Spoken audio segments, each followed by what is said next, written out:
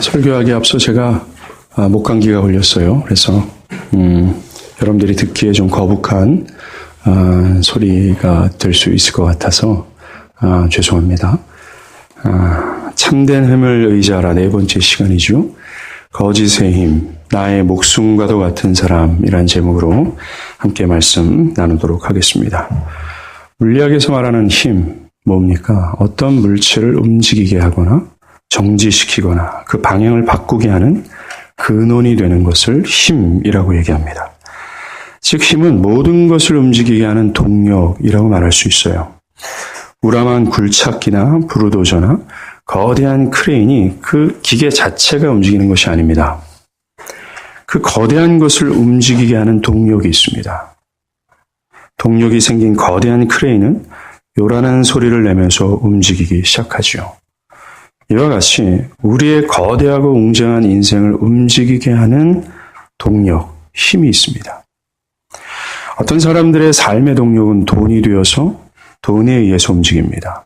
돈에 의해서 살아갈 곳을 정하기도 하고 또 돈에 의해서 나의 가던 인생의 행보를 멈추거나 돌이키기도 하고 또 돈에 의해서 나의 감정과 나의 가치를 판단하기도 합니다. 또 어떤 사람들은 개인의 성공에 대한 탐욕, 우리가 지난 시간 나눴잖아요. 그 성공에 대한 열망이 삶의 동력이 되어서 성공에 의해서 움직입니다. 성공을 위해서 피곤한 몸을 이끌고 책상 앞으로 향하게 되고 또 성공 때문에 새벽부터 일어나서 또한 일을 하고 싶지 않는 그 지긋지긋한 일을 성공을 위해서 이를 악물고 움직이는 이렇게 사람들의 인생을 움직이는 동력과 힘이 있다는 거예요. 이런 돈과 성공, 우리는 이것을 참된 힘에서 이탈된 가상의 힘, 거짓의 힘이라고 정의했습니다. 참된 힘에서 이탈되어서 나의 인생에 정말 영향을 주는 것 같지만 정말 그것으로 인해서 나의 모든 가치가 판단되어지고 나의 모든 감정과 때로는 나의 인생 전체가 뒤흔들릴 것만큼 아주 강력한 힘처럼 보이지만 이 힘은 나의 인생에 그 어떤 영향도 끼치지 못한다는 거예요. 비록 실제적인 힘처럼 느껴질지라도 말입니다. 그렇다면 저는 여러분에게 질문하고 싶습니다. 여러분들의 인생을 움직이는 힘이 무엇입니까? 굴착기와 거대한 크레인과 같은 여러분의 인생을 움직이게 하는 근원이 과연 무엇입니까? 돈입니까? 아니면 성공입니까? 아니면 오늘 설교 제목처럼 내가 목숨처럼 사랑하는 사람들, 그들로 인해 여러분들의 삶이 움직여지고 있지는 않습니까? 이렇게 나의 가치를 드러낼 수 있는 돈과 성공, 또한 나를 대변해주는 내 목숨과 같은 그 사람들, 이것이 나 자신이 동력이 되어 여러분들이 움직이고 있습니까? 바울은 이것들을 향하여 이렇게 얘기합니다. 에베소서 2장에 나의 육체의 욕심에 따라 육체와 마음에 원하는 대로 움직이는 것이라고 표현해요. 만약 그런 동력이 나의 삶을 움직인다면 우리는 불행한 결말을 맞이할 수밖에 없다는 것이요. 바울은 그런 자들을 향해서 이 세상의 풍조를 따르고 공중권세 잡은 자를 따르며 그런 자들, 이들은 본질상 진노의 자녀들이라고 말합니다. 과연 나의 삶을 움직이는 삶의 동력이 무엇인지, 그것에 따라 여러분들의 영원한 인생이 결정되어진다는 것을 성경은 말하고 있다는 겁니다. 여러분처럼 현재 교회를 다니고 있는 사람들에게 인생과 신앙은 분리될 수 있는 것이 아닙니다. 기독교의 신앙은 실제예요. 그래서 나의 삶의 자잘한 일상에 상당한 영향력을 끼치고 또 인생에서 가볍든 크든 상관없이 어떤 선택과 결정을 하게 되는 중요한 시금석이 되는 것이 바로 신앙이기 때문입니다. 그렇다면 여러분들의 인생과 신앙을 움직이는 힘이 뭡니까? 동력이 과연 뭡니까? 하나님입니까? 아니면 돈이나 성공이나 인기나 나를 증명하고자 하는 그 어떤 것, 그것이 동력이 되어서 여러분들은 신앙하고 또 인생이 움직여지고 있습니까? 목사도 하나님에 의해서 목회해야 됩니다. 하나님의 아름다움, 하나님을 사랑하고 그 아름다움에 취하여 그 하나님의 영광을 구현하고자 목회를 해야 되는 것이 당연합니다. 그러나 저를 포함한 많은 목사들이 하나님에 의해서 목회하고 하나님이라는 동력에 의해서 움직이기보다는 목회의 성공을 향한 탐욕이 동력이 되어서 열렬히 또 열심히 영혼들을 사랑하고 죽을 힘을 다해서 움직이는 것이 우리는 흔히 볼 수 있습니다. 예, 충분히 가능합니다. 높은 뜻 교회를 섬기고 있는 제가 이 교회를 이토록 애정을 가지고 열심히 섬기게 하는 저를 움직이는 동력이 과연 뭘까요? 바로 하나님을 열망하고 하나님 한 분을 열렬히 사랑하는 그것이 동력이 되어야 되지 않겠습니까? 하나님이 동력이 되어야 되지 않겠습니까?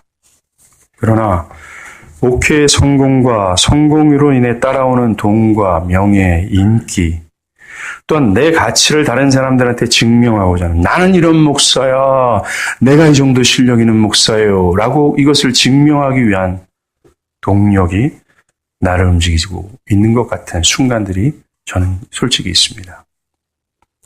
하나님이 아닌 다른 동력이 되어서 나의 신앙을 움직이는 것, 이것을 우리는 주의해야 된다는 거예요. 나의 신앙이 어떤 동력으로 움직여지는가 중요하다는 겁니다. 참된 동력 대신 그 하나님으로 움직여지는가? 아니면 가상의 힘, 돈, 성공, 사람이 나의 신앙 전체를 움직이고 있는가? 우리는 날카롭게 성찰해야 된다는 겁니다. 인간은 충분히 돈의 힘에 의해 또 성공, 사람에 의해서 하나님이 아닌 다른 것이 제공하는 동력으로 신앙의 동기가 생길 수 있고 또 신앙에 불타는 열정이 생길 수 있다는 것 우리는 기억해야 됩니다. 헤르만 헤세가 쓴 데미안이라는 소설이 있습니다. 거기에 그 소설에서 싱클레어는 베아트리체라는 여자를 만나서 자신의 자아에 눈을 뜨고 자신의 내면의 알을 깨고 더 나은 세상을 향해 날아갑니다. 이와 같이 우리의 신앙이 하나님으로 눈이 떠지고 하나님으로 인해 인생이 움직여지는 것보다는 또 다른 베아트리체가 동력이 돼서 나의 신앙을 움직인다라고 할 수 있다는 거죠. 하나님이 아닌 가상의 힘으로 움직여지는 신앙은 구별하기 어려울 정도로 굉장히 모호합니다. 이 사람이 정말 하나님으로 신앙하고 있는가 아니면 다른 동력으로 신앙하고 있는가 이것을 구별하기 굉장히 어렵습니다. 하나님에 의해서 신앙이 움직이는 것보다 때로는 하나님으로 신앙이 움직이는 것보다 가상의 힘으로 움직이는 그 신앙이 때로는 더 열렬하고 더 열정적이 되기 때문에 그래요. 우리 주변에서 흔히 보이는 은사주의자들, 번영주의자들의 신앙의 열정을 한번 보십시오. 하나님에 의해서 신앙이 움직이는 것보다 가상의 힘에 의해서 신앙이 움직이는 사람들이 절대 다수라는 현실 속에서 우리는 살고 있습니다. 돈 때문에 신앙하고, 성공 때문에 신앙하고, 자신의 이목을 좀 집중시키려고 신앙하고자 하는 이런 사람들이 절대 다수라는 거예요. 때로는 가상의 힘에 의해서 신앙하는 것, 돈을 얻기 위해, 자신의 성공을 위해, 자신의 의의를 드러내기 위해, 교회 안에서 사람들에게 인정을 받으려고 하나님이 아닌 다른 동력으로 움직이는 사람들이 질비합니다. 에서가 그랬고, 사울 왕이 그랬고, 바리새인이 그랬어요. 이들 모두가 하나님의 언약 안에 있었고, 또 언약 공동체 안에 있었습니다. 겉으로 충분히 그들은 언약 백성인 것처럼 보였습니다. 그러나 사울 왕은 자신의 왕권을 유지하고자 하나님을 이용했어요. 바리새인들은 자신이 율법에 지키며 거룩한 자라는 사실을 증명하고자 하나님을 이용했습니다. 이런 자들의 최후를 성경은 우리들에게 명확하게 보여주면서 우리의 게으르고 또 나태하고 모호한 신앙의 경종을 울린다는 겁니다. 여러분의 신앙과 인생 무엇으로 움직여지고 있습니까? 사랑하는 여러분, 이렇게 우리 안에는 하나님이 아닌 다른 동력으로 인생을 살아가고 신앙하고자 하는 수많은 유혹들이 있어요.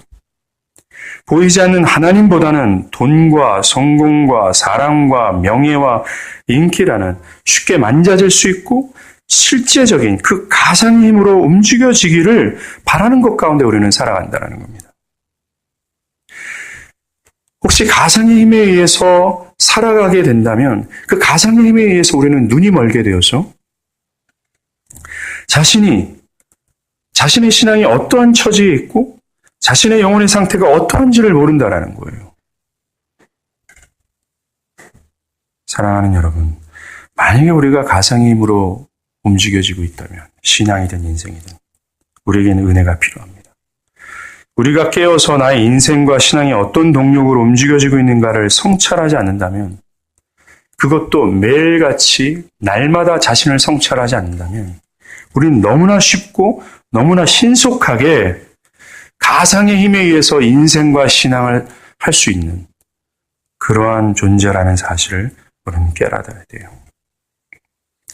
여러분, 구원이 뭔지 아십니까? 구원이란 죄로 인해서 하나님께 눈물어서 허망한 것을 추구하고 의지하는 자들이, 즉 돈, 성공, 사람 같은 온갖 거짓된 힘을 참된 힘으로 여기며 그 속에서 어떻게 하든지 나의 영광을 구현하고 나를 드러내며 나의 유익과 오직 나만을 위해서 사는 자가, 그 부패한 사람의 마음 내면에 성령이 역사하셔서 그 부패한 성향을 그분의 능력으로 산산히 부수시고, 그들이 그토록 추구하고 의지했던 돈, 성공 등의 눈에 보이는 모든 힘들이 허망하며 거짓되며 그것들이 나의 삶을 움직이지 못한다는 사실을 처절하게 깨닫게 하시는 거예요.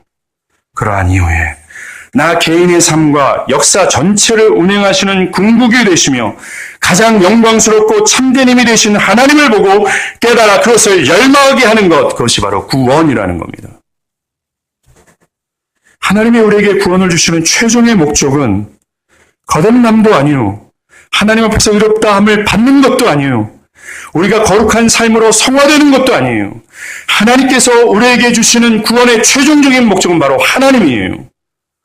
그 하나님의 영광스러움, 하나님께서 참된 힘이라는 사실을 자각하고 그것의 아름다움에 취하여 그것을 열망하게 하는 것, 하나님을, 그것이 바로 구원이라는 겁니다. 그래서 자연스럽게 구원받은 신자는 자신 지금껏 허망한 것을 의지하며 살았던 그 가상의 힘 전체가 다 거짓됐다라는 사실을 깨닫고 거기에 완전히 돌이켜 가장 균형 잡힌 아름다움을 갖고 계시며 영원하시고 그 어떤 아름다움도 비교할 수 없는 가장 영광스러운 그 하나님이 나의 힘이시며 그분을 온갖 마음으로 신뢰하며 살아가게 되는 거예요. 그래서 그는 지속해서 하나님을 눈에 보이는 하나님으로 인해 내 인생이 움직여지는 것 나는 싫어요. 뭔가 불안하고 뭔가 두렵단 말이에요. 뭔가 하나님을 의지하면 내 자신은 다 하나님께 드릴 것 같고 나는 정말 목숨을 나는 내 육체와 내 마음이 원하는 대로 내 힘으로 나는 살 거예요 라고 주장하며 참된 힘이 되신 하나님으로 움직이는 것이 아닌 이런 것으로 움직여진다면 움직여지는 삶을 성경은 죄라고 정의합니다. 사람들을 움직이게 하는 매우 강력한 가상의 힘이 있다면 첫 번째는 돈이고 두 번째는 성공이 될 겁니다. 그리고 오늘 본문에서 읽은 부모, 친척, 아내, 남편, 자식이라는 사람입니다. 내가 목숨처럼 사랑하는 사람들이 될 거예요. 내가 목숨처럼 사랑하는 이 사람들의 어떤 사람들이 해를 입히면 여러분들 어떻게 할 겁니까? 죽여버리고 싶은 마음 있지 않습니까? 그래, 다른 상대방이 바로 내 건데, 이 내 것을 해하는 이 사람들, 그 사람들을 죽여버리고 싶을 정도로 어떤 애정과 애착을 갖는 그 사람들, 이것이 우리를 움직여줄 수 있다라는 거예요. 청년들은 사랑하는 사람들이 생겼을 때를 한번 생각해 보십시오. 어떤 상대 이성이 딱 생겼을 때 자신의 시간, 생각, 선택, 결정이 그 사람으로 인해서 움직여지지 않습니까? 그 상대 이성이 힘이 되어서 우리의 삶을 주관하는 것을 우리는 볼 수 있습니다. 신앙을 가지고 있던 청년들이 상대 이성에 의해서 때로는 신앙이 변경이 되고 신앙이 멈추기도 하고 신앙이 변질되기도 하고 심지어 신앙이 궤도에서 이탈되는 경우도 우리는 허다하게 봅니다. 사랑하는 이성이 불신자라면 내가 정말 매력 있게 바라보고 그 사랑에 눈물 흘렸어요. 근데 그 상대방이 불신자입니다. 만약 그렇다면 결혼을 믿지 않은 자 해도 괜찮다라는 것을 합리화하기 시작합니다. 우리 마음에는. 심지어 해도 괜찮은 것처럼 느끼는 청년들이 많을 정도로 우리는 어떤 사람에 의해서 눈물고 사람에 의해서 하나님의 말씀마저도 부인하면서까지 그 사람에 의해서 움직여지기를 바란다라는 거죠. 결혼을 하게 되면 그것은 더욱 심각해집니다. 남편과 아내가 하나님께 깊이 뿌리를 받고 결혼이 그리스도와 교회를 계시하는 그 영광스러움을 드러내기보다는 어떻게 하면 나의 가정이 안락한 삶을 영위할 수 있을까? 어떻게 하면 내 사랑하는 아내와 남편이 안위와 번영을 정말 누릴 수 있을까라는 사고에 사로잡히기 시작하는 거예요. 더 이상 더 가상의 힘을 의존하게 되는 것을 볼 수 있습니다. 자녀를 낳게 되면 어떻습니까? 자녀를 낳게 되면 자녀가 강력한 힘이 돼서 부모를 움직이기 시작해요. 저도 청년 사역을 할 때 함께했던 미국의 여러 제자들이 그렇게 열렬히 하나님을 찾던 그들이 자녀를 낳게 되면 온통 그들의 페이스북은 자녀가 옷을 입은 거, 자녀가 뭘 먹었다, 자녀가 장난하고 찍은 사진으로 도배를 합니다. 그 페이스북에는 하나님과 그리스도가 없어요. 그것은 우리의 마음을 대변해 주는 것 같습니다. 마음 전체가, 마음의 중심과 나의 시간과 실제적으로 만져지는 나의 온 삶의 영역이 자녀들로 완전히 사로잡혀서 그것에 따라 내 인생이 움직여지는 거예요. 부모들은 자녀를 위해 자신의 시간, 힘, 물질을 아낌없이 사용합니다. 자녀의 성공을 이바지하기 위해서 인생 전체를 희생하는 거예요. 때로는 자녀에 의해서 자신의 가치가 판단되기도 합니다. 자녀가 좋은 대학에 입학하면 자신의 가치가 상승되는 것 같고, 자녀가 그렇지 않게 되면 자신의 가치가 훅 떨어지는 것 같아요. 자식에 의해서 나의 감정도 템포가 조절되어집니다. 심지어 자녀 때문에 영적인 삶도 변경이 됩니다. 여러분들 힘이 움직이는 것, 멈추는 것뿐만 아니라 어떤 물체를 변형시키는 것도 힘이라고 얘기했잖아요. 맞습니다. 자녀가 힘이 될 때, 자녀를 낳게 되면 하나님을 예배하는 것도 변경이 이루어져요.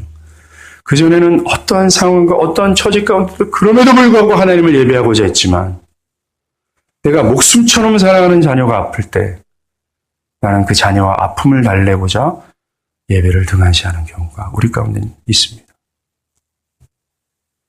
이렇게 내가 목숨처럼 사랑하는 사람들이 매우 강력한 힘으로 나 자신을 움직이는 것, 우리는 부인할 수 없어요. 심지어 사람이라는 그 사람의 눈에 멀게 되면, 그렇게 사랑하는 사람들의 눈이 멀게 되면 참되신 하나님을 망각하고 신뢰하지 않고 그분을 두려워하지도 않게 되는 현상들이 있게 됩니다. 나는 이 남자, 이 여자, 내 자녀가 잘 된다면, 내가 이 여자와 이 남자와 결혼에 성공하게 된다면 내 삶의 가장 큰 기쁨과 만족을 누리기에 하나님의 눈 멀고 하나님을 신뢰하지 않고 하나님을 두려워하지도 않아요. 그런 사람들에게 어떤 말씀의 권면도 해보십시오. 도리어 잠언의 말씀처럼 어리석은 자에게 참된 것을 말하지 말아라. 그 어리석은 자가 너를 돌로 칠 것이다 라고 말할 정도로 귀를 막고 하나님에 대해서 철저히 눈이 멀어 사람의 노예가 되어버리는 거예요. 뿐만이 아니죠. 하나님의 말씀 앞에서도 철저히 자신을 합리화하는 지혜가 발동됩니다. 어쩌면 그런 지혜가 나온지 모르겠어요. 심지어 내가 목숨처럼 사랑하는 사람을 위해서 살고 그것을 부여하기 위해 사는 것을 마땅한 의무 아닙니까?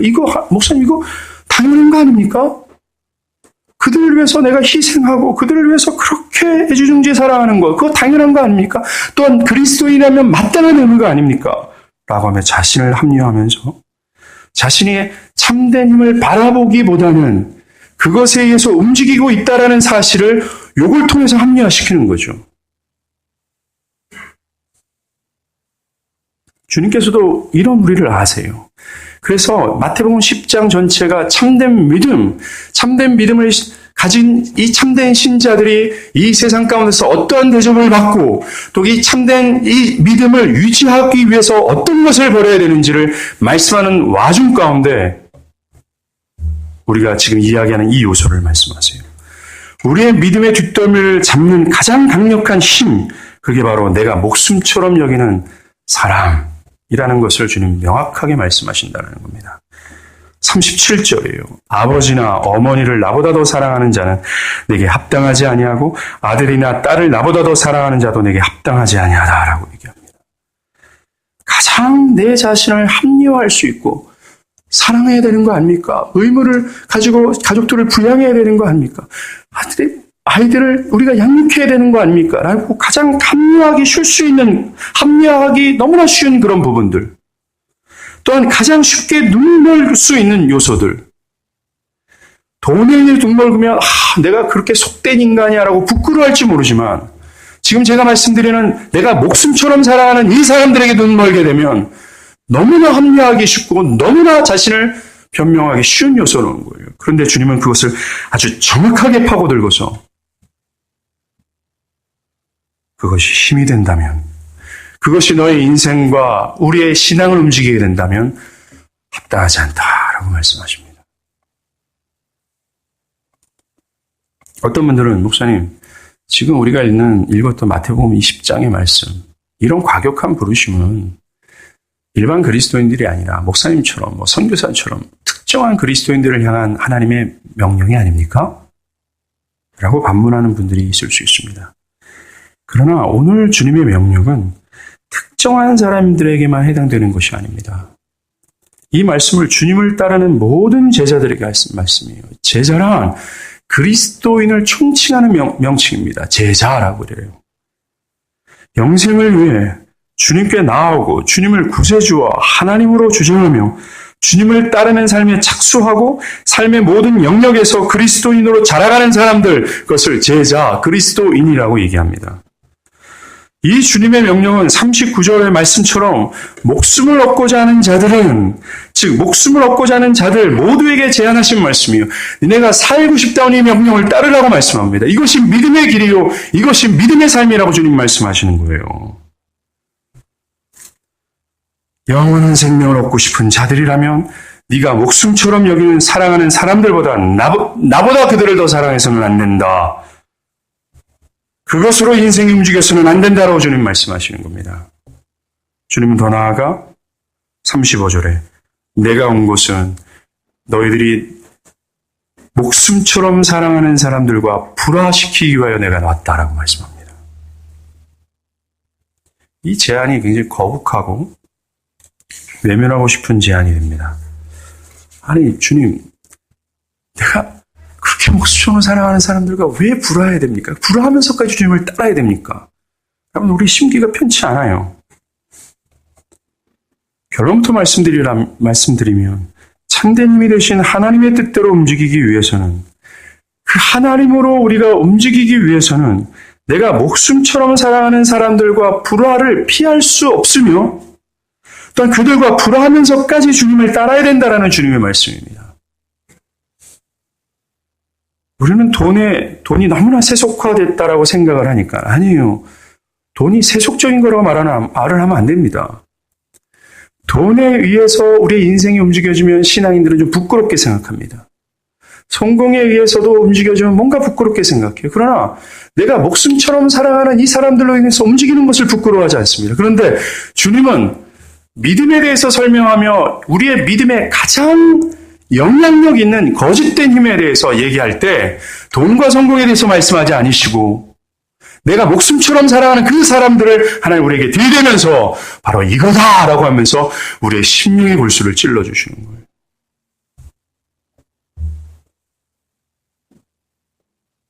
그래서 우리가 이것과 불화하면서까지 주님을 따르지 않는다면 이것으로 우리는 포장할 수 있고 이것으로 나 자신을 합리화할 수 있게 주님이 이렇게 과격한 말씀을 하시는 겁니다. 그 힘으로 움직여지는 자는 죽을 것이고 그 힘과 불화하면서까지 참된 힘을 의지하는 자는 살 것이라는 말씀이 필생즉사의 자세가 필요하다는 거죠. 신앙은 결코 그냥 누워서 떡 먹는 것이 아니라는 겁니다. 어떤 분들은 이 주님의 말씀이 일반적으로 내가 생각했던 기독교의 역할에서 많이 벗어난다라고 생각을 합니다. 사람들은 기독교의 복음을 이렇게 생각하죠. 로마 캐톨릭 교황이 유엔을 방문하여 연설합니다. 그것에서 교황은 세상의 평화와 연합을 외치고 많은 사람들에게 열렬한 환영을 받죠. 얼마 전에 이 교황이 유엔에서 그런 대접을 받지 않았습니까? 근데 여러분들, 사람들은 이것을 기독교라고 생각하고 이것이 기독교의 참 메시지요. 또 이것이 세상과의 관계라고 기독교와 세상의 관계라고 생각을 합니다. 여러분 한번 생각해 보십시오. 교황은 자칭 자기가 베드로의 계승자라고 자칭합니다. 그런데 그의 메시지는 그가 계승자라고 얘기하는 그 베드로가 2000년 전에 전했던 메시지와는 사뭇 다르고 또한 그 교황이 받은 세상에서 받은 대접과 가장 순전하고 가장 기독교적인 메시지를 전했던 베드로가 세상에 대접받았던 것이 너무 상이하게 다르다라는 것입니다. 교황은 세계의 연합과 화평을 얘기해서 박수갈채를 받았지만 2000년 전에 베드로는 가장 순전한 복음을 전했다라는 그 이유 때문에 매를 맞았고 죽음의 유혹을 받을 수 있었어요. 이는 메시지의 차이입니다. 베드로는 가장 기독교적이고 가장 순전한 메시지를 전달했기 때문에 세상과 불화할 수밖에 없었습니다. 그가 나는 이 세상과 불화할 거야 하면서 이렇게 전한 것이 아니라는 거예요. 반면 교황과 같이 기독교 복음을 세상을 이롭게 하는 것이라고 생각하면서 세상이 원하는 것을 전했다면 세상에 열렬한 환영을 받게 되는 거죠. 또한 사람들은 기독교 복음을 더 나은 삶을 살라고 호소한 것이라고 생각합니다. 좀 더 나은 삶을 살라고. 그러나 기독교는 그런 것을 위해서 존재하는 종교가 아닙니다.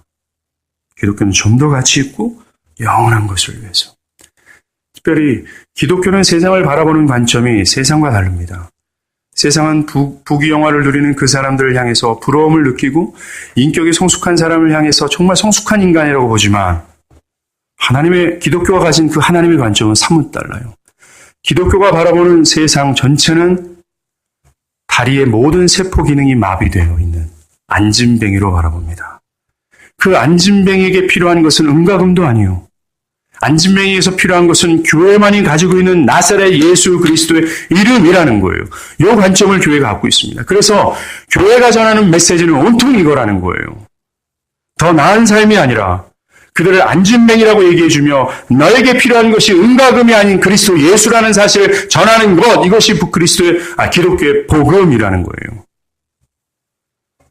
또 오늘날 사람들은 사랑이라는 미명 아래 진리를 무시한 채 그저 화평하고 연합하면 된다는 식의 생각이 교회 안에 있습니다. 사랑하는 분위기들, 연합하는 분위기들, 내가 그곳에 포함되면 나의 가치를 좀 극대화시켜주고 내가 정말 인정받는 사람으로 되어주는 것. 그런 미명 아래 진리를 무시합니다. 어떤 사람들은 그런 분위기가 있으면 너무 좋습니다. 거기에다 말씀이 좋으면 더욱 좋지요. 라는 생각을 합니다. 그러나 그런 사랑은 세상에서 충분히 충족될 수 있는 사랑이라는 걸 아십니까? 참된 사랑은 하나님의 영광과 연결되지 않으면 참된 사랑이라고 성경은 말하지 않습니다.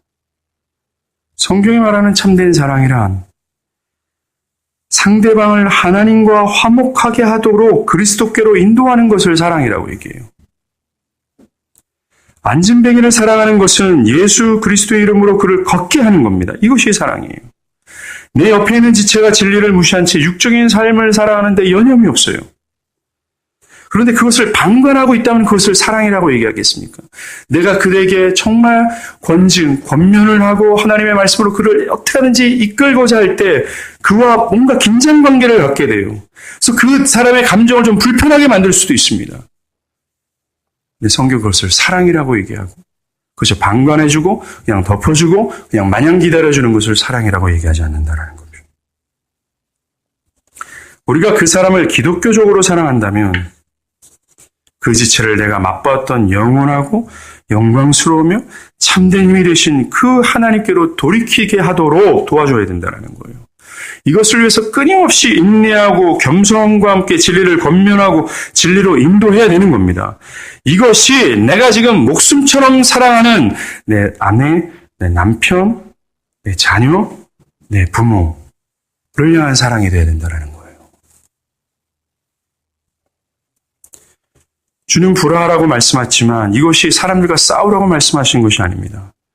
우리가 참되게 주님을 따르려면 내가 목숨처럼 사랑하는 사람들과 불화하면서까지 따라야 한다고 말씀하세요. 주님의 복음은 기독교의 메시지는 모든 사람들이 동의해주고 또 모든 사람들을 화평하게 만들지 못한 도시가 소동하게 돼요. 반으로 갈라집니다. 화평이 아닌 불화가 생기고 연합이 아닌 갈라섬이 생기는 거예요. 왠지 아십니까? 복음은 엘리야가 바알을 따랐던 사르밧 과부, 바알이 뭐예요? 사르밧 이 과부가 살았던 곳이 시돈 땅입니다. 바알의 원산지예요. 자기 번영, 자기 영광, 또 풍요, 이것의 신이 바알 아니겠어요? 거기서 완전히 길들여 있는 이 사르밧 과부에게 그지 같은 엘리야가 이런 얘기를 합니다. 그녀에게 남아있는 이 생명과 같은 밀가루 한 줌을 내게 달라, 이렇게 얘기해요. 이게 뭡니까? 자기 자신과 자신에게 속한 것을 극도로 사랑하는 사람들에게 너와 네 안에서 그렇게 애착하고 있는 그 밀가루 한 줌 전체를 하나님께 드리고 너 자신을 부인하라, 이 말이에요. 그것을 요구하는 엘리야는 영광스럽게 보이지도 않았고 학위를 가졌지도 않았고 명석한 존에 처음 보이지 않았어요. 애착과 애정 갖고 있는 그 사람들에게 너뿐만 아니라 네 속에 있는 네가 목숨처럼 사랑하는 그 사람 하나님께 드려라. 이 복음을 듣고서 기뻐할 수 있는 사람들이 있겠습니까? 이게 복음인데. 어떻게 바알을 사랑하는 사람, 바알의 세상에서 그들이 원하는 유익이란 뭡니까? 밀가루 한 점 지켜내는 거예요. 그것 의지하고 그것을 위해서 삶이 움직여지기를 바라는 겁니다. 하나님보다 자기에게 속한 것을 사랑해요. 내 사람, 내 자녀, 내 남편, 내 아내예요. 그것이 힘이 돼서 내 삶이 움직여진 것을 기뻐하고 보람을 느낍니다. 자녀들을 위해서 힘쓰게 일했던 아버지는 정말 가족에 들어왔을 때 내가 이 자식 새끼들 먹여 살리려고 이렇게 힘을 썼구나 하면서 아이들이 막 종알종알 거리는 것에서 보람을 느껴요. 거기는 하나님의 온데간 데 없습니다. 우린 그것에 기꺼이 노예가 되기를 원합니다. 이런 근성을 가진 자들과 그리스도를 뜻을 따르는 사람들의 가치관, 이 또한 삶의 방식, 또 방향이 어떻게 같을 수가 있어요? 여기서는 충돌이 있을 수밖에 없다는 겁니다. 불화를 피할 수 없죠. 이러한 말씀을 듣고 있으면서도 우리는 우리 자신을 자꾸 합리화하며 속이기를 원합니다. 아니 목사님, 아무리 들어도 내가 믿는 자인데 내가 이 목숨을 사랑하는 나의 자녀, 아내, 부모 사랑해야 되는 거 아닙니까? 라고 자신을 여전히 고집하죠. 그렇게 말하는 분들이 있다면 여러분들의 마음을 한번 가만히 성찰해 보십시오. 과연 여러분의 삶과 인생이 무엇으로 움직여지고 있는지 가만히 한번 살펴보십시오. 만약 그 사람들이 그리스도보다 내가 목숨처럼 생각하는 그 사람들이 그리스도보다 더 우선시 되어서 그것으로 움직여지고 있다는 사실을 발견한다면 오늘 이 말씀을 순종하길 바랍니다. 요즘처럼 극도의 이기적인 사회를 우리는 살고 있습니다. 교인들마저도 자기 사람들에 대한 애착과 집착이 더욱 심화되는 것을 볼 수가 있어요. 여기 집사님들 앉아 계시지만 집사님들이 정말 목숨처럼 사랑하는 자녀들에 대해서 이 목사가 신방을 해서 집사님, 이 개똥이가 정말 이러면 되겠습니까? 정말 신앙으로 돌아와서 정말 하나님을 향해야 되는데요. 라고 얘기하지 않습니까? 그 마음이 하나님으로 인해서 움직여지지 않고 자녀에 대해서 움직이고 있다면 그 말을 듣고 그럼 절대로 그 말을 수용하지 않을 뿐만 아니라 저를 미워하게 될 거예요. 목사님 그거 아니에요. 목사님 우리 아들을 몰라서 그런 얘기예요. 우리 아들이 얼마나 하나님을 사랑하는데요.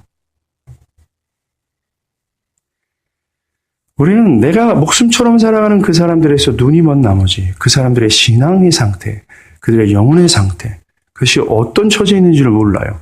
자신 또한 모릅니다. 자신이 어떤 힘으로 움직여지는지조차도 몰라요. 이런 말씀, 참된 힘으로 움직여라 라고 하면 그것을 극구 반대하며 자신이 참된 힘으로 움직이고 있어요. 나는 지금 하나님의 말씀을 따르고 있어요. 라고 하면서 아주 즐비하게 변명을 늘어놓죠. 청년들은 여러분들이 지금 사귀고 있고 여러분들의 마음 안에는 이성으로 인해서 움직여지지 않나 한번 바라보십시오. 그 이성 때문에 내 신앙이 뭔가 변질되고 이탈되어 가고 있지 않나 한번 살펴보길 바랍니다. 결혼한 가정은 자녀가 제왕이 돼서 여러분들 움직이지 않습니까? 오늘 가상의 힘, 내가 목숨처럼 사랑하는 사람들, 이 하나만 얘기했지만, 이외에도 우리 삶을 보면, 하나님 반대편에서 나를 이끄는 이 가상의 힘이 우리의 삶에 질비합니다. 학생들은 스마트폰이 있죠. 세상의 여러 문화와 문명들, 내 안에 있는 인본주의적 사고들, 태어날 때부터 가지고 있던 이 아담의 이 본성들이 있어요. 이 본성은 자꾸만 하나님의 말씀에 멀어질 뿐만 아니라 자꾸만 하나님의 그 바운드리에서 이탈되고자 하는 강렬한 욕구를 가지고 있습니다. 이 본성이 말이죠. 그리고 이 본성은 아담처럼 자신을 가리면서 내가 죄진 게 아니라 저 여자 때문이요라고 하면서 변명하고 자기를 합리화하는 데 굉장히 능숙하고 지혜롭습니다. 이 힘이 성령으로 인해서 산산이 부서지지 않는다면, 하나님의 은혜로 이 힘이 완전히 목베어지지 않는다면 우리는 거짓된 힘의 노예가 되어 질질 끌려다니는 허망한 인생을 살 수밖에 없다는 거예요. 또 무엇인가 다 이룰지라도 하나님이 동력이 되어서 무엇인가를 이뤘다면 말일에 모든 것이 다 불타 없어질지라도 그것은 남게 될 겁니다. 그러나 다른 동력으로 내 삶이 움직여져고 무엇인가를 이루었다면 하나님께서 다 불타 없애는 이 세상 마지막 날, 그것은 그 불과 함께 사라질 수밖에 없다는 걸 여러분 기억하십시오. 다윗은 참된 힘이 되시는 하나님으로 움직여지지 않는 자들의 최후에 대해서 말합니다. 시편 28편이에요. 그들은 악인입니다. 여호와께서 행하신 일과 손으로 지으신 것을 생각하지 아니하므로 여호와께서 그들을 파괴하고 건설하지 아니하시리라. 하나님이 아닌 내가 목숨처럼 사랑하는 사람들로 인해 움직여지는 인생의 최후는 일어서지 못한다. 죽는다라는 거거든요. 일어서지 못하고 파괴된다라고 주님 말씀합니다. 그렇다면 우리가 이런 힘에 의해서, 사람에 의해서 움직여지는 것이 아니라 하나님으로 인해서 움직이기를 원하는데 그럼 우리가 어떻게 해야 됩니까? 자녀와 아내와 남편과 부모와 사랑하는 사람들을 진정으로 사랑하면서 그들 내팽개치란 말이 아니고 그들과 싸우라는 말도 아니고 그들과 화목하고 그들과 사랑하면서 나 자신이 참된 힘으로 움직이기 위해서 나에게 무엇이 필요한가? 우리는 고민해야 됩니다. 바로 다윗이 시편 27편에 말한 한 가지의 소원이 필요해요. 다 같이 말씀을 찾겠습니다. 시편 27편이에요. 시편 27편 1절에서 4절입니다.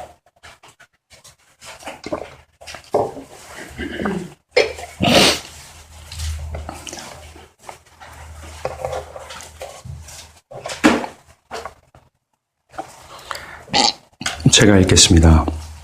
여러분들 눈으로 따라오시길 바랍니다. 여호와는 나의 빛이요 나의 구원이시니 내가 누구를 두려워하리요. 여호와는 내 생명의 능력이시니 내가 누구를 무서워하리요. 악인들이 내 살을 먹으려고 내게로 왔으나 나의 대적들 나의 원수들인 그들은 실족하여 넘어졌도다. 군대가 나를 대적하여 진칠지라도 내 마음이 두렵지 아니하며 전쟁이 일어나 나를 치려할지라도 나는 여전히 태연하리로다. 내가 여호와께 바라는 한 가지 일 그것을 구하리니 곧 내가 내 평생에 여호와의 집에 살면서 여호와의 아름다움을 바라보며 그의 성전에서 사모하는 그것이라. 아멘. 다윗은 하나님이 자신의 절대적인 힘이라는 사실을 얘기합니다. 여호와가 나의 힘이요 나의 빛이요. 여러분 빛, 제가 옛날에 말씀드린 적이 있는데 빛, 이 세상의 모든 에너지와 열의 이 메커니즘의 원인이 된다고 얘기했죠. 여호와가 가장 근원이 된다라고 얘기하는 겁니다. 그리고 내 생명이요 내 구원이라고 얘기해요. 철저히 다윗은 하나님을 집중합니다. 근데 이런 고백을 어떤 상황에서 했습니까? 원수가 나의 살을 먹으려고 하는 그때. 또한 군대가 나를 대적하여 진친 상황이라고 얘기해요. 나의 목숨이 위태로운 상황이고 내 사랑하는 사람들, 내가 목숨처럼 여기는 그 사람들의 생명이 위태로운 상황입니다. 또한 그들의 생기가 위태로운 상황이에요.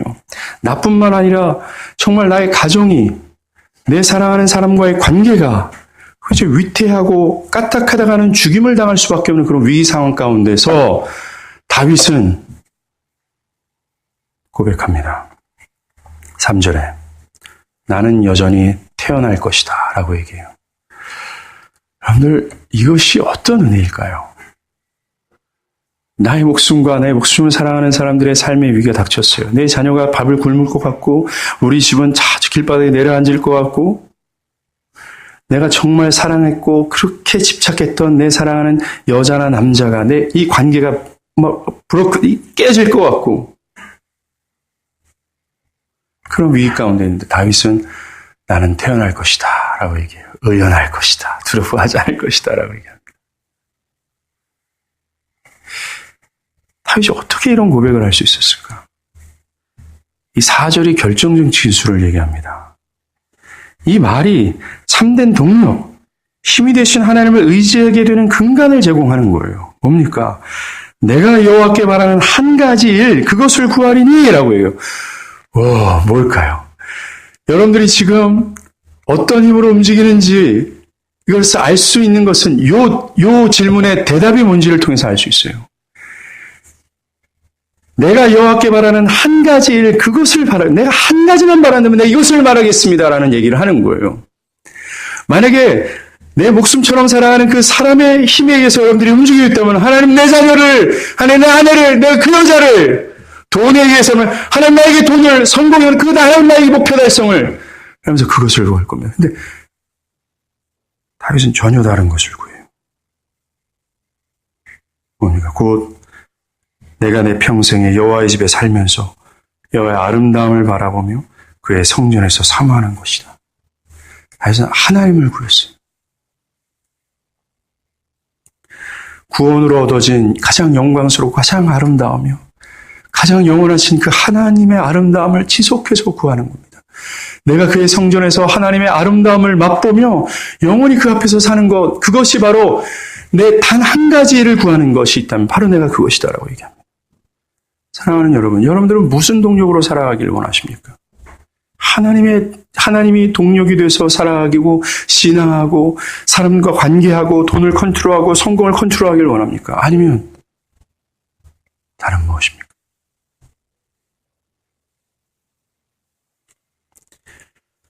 하나님이에요.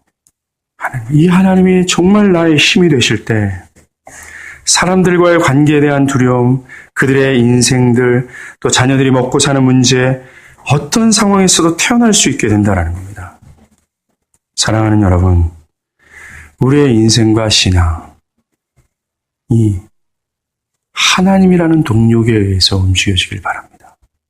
바라기는 그 하나님의 뜻에 움직여질 때 내 목숨처럼 살아가는 사람들이 그것에 뒷덜미를 잡는다면, 심지어 그들과 불하면서까지 하나님으로 인해서 움직여지는 자가 되기를 갈망하길 바랍니다. 기도하시겠습니다.